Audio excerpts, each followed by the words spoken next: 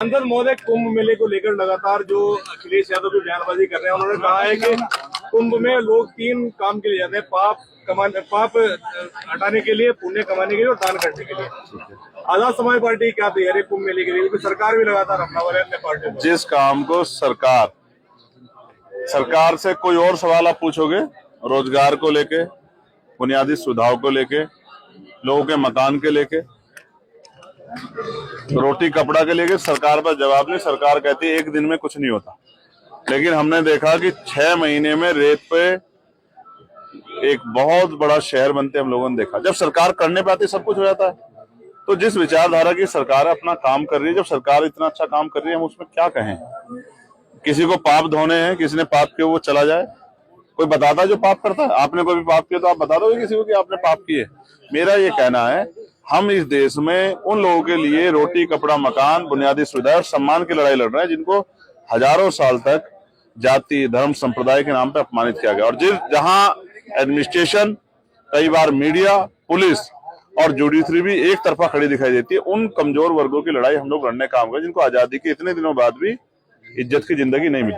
संबल में हिंसा हुई थी 1978 में, उसकी फाइल दोबारा खोली जा रही है 47 साल के बाद। क्या कहेंगे इस पर? 7 दिन में रिपोर्ट मांगी है सरकार ने, लगातार मंदिर मठ खोजों का अभियान चलाया जा रहा है, क्या कहेंगे इस पर? अब मैं फिर यही कहूंगा कि जिनका एजेंडा ही बांट कर हो, या जिनका चुनावी एजेंडा ही जो है वो हिंदू मुसलमान के आधार पर, उनसे क्या उम्मीद कर सकते हो।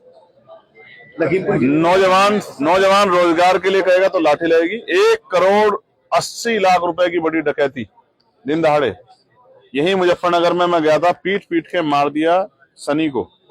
बागपत के नौजवान को 3 साल न्याय नहीं मिला, उसने जाके पार्लियामेंट के सामने आग लगा ली। और अभी मौर्य जी को पुलिस ने पीट के मार दिया। क्या सुनना चाहते हो मुझसे? उत्तर प्रदेश में तो जंगल राज है, उस पर क्या सुनना चाहते हो मुझसे कि मैं मुख्यमंत्री जो तानाशाही रवैये के अब जो मन में आ रहा कर रहे हैं उस पर पीठ थपथपाऊं उनकी? या सच बताऊं कि उत्तर प्रदेश में मेरे जैसा आदमी जिसने गोली खाई है, क्या कह सकते हैं किसकी जान कब कहां चली जाए। सदन में बात रखना चाहते हैं आपको जो पूरा समय नहीं मिल पाता, उसका कारण क्या है सर? आप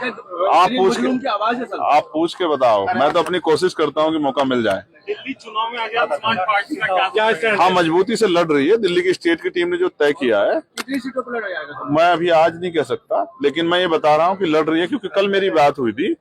हम मिल्कीपुर भी लड़ रहे हैं और हम लोग दिल्ली का चुनाव भी लड़ रहे हैं। 2027 के लिए क्या स्टैंड है? आजम खान से नजदीक या कहीं ना कहीं मुश्किलें बढ़ा रही हैं और लोग? किसी को परेशानी है किस बात से? ऐसा नहीं होना चाहिए। अगर अच्छे लोग मिलकर लड़ेंगे तो इससे फायदा होगा।